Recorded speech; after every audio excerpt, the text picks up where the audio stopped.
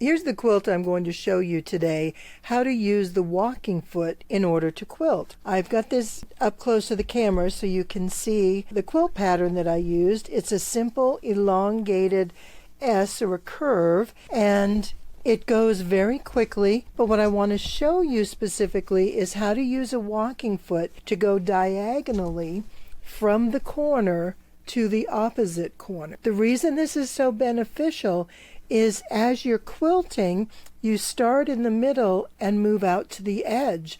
That way, when you get to the edges, it gets smaller and smaller. So as you're moving to the side, the distance that you're quilting gets shorter. And that just makes it so much easier, because when you finally get to the end, this is all that's tucked in the machine. What's difficult about sewing a quilt oftentimes when you're machine quilting on a regular sewing machine is you have all this quilt, bunched up underneath next to your needle, and you're trying to maneuver, and you have this, hunk of quilt just hanging there trying to work through. So this is a way that I found out works really well for me, and I wanted to share it with you. It's very simple, it's easy, there's nothing elaborate or fancy about it, but it's quilted and it looks really nice.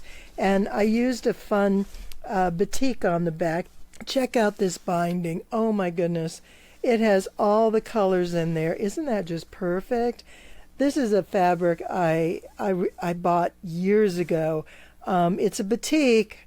I've looked for it since and I can't find it. I had it in 3 colors, the blue, the green, and the purple. I'm just about out of these fabrics, and maybe one of these days I'll find it in a store, the end of Bolt or something like that. But when you find something fun, use it and go with it, and you can just do so much with your quilt in the way you back it and you bind it.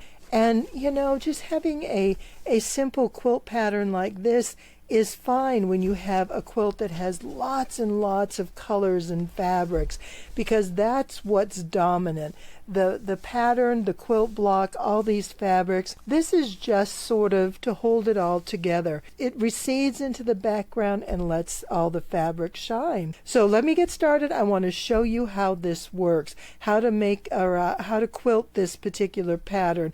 It's very easy, and you can do it without a walking foot, but I promise it's going to be so much better with your walking foot in place. All right, let's go ahead and get started. I want to show you how this goes.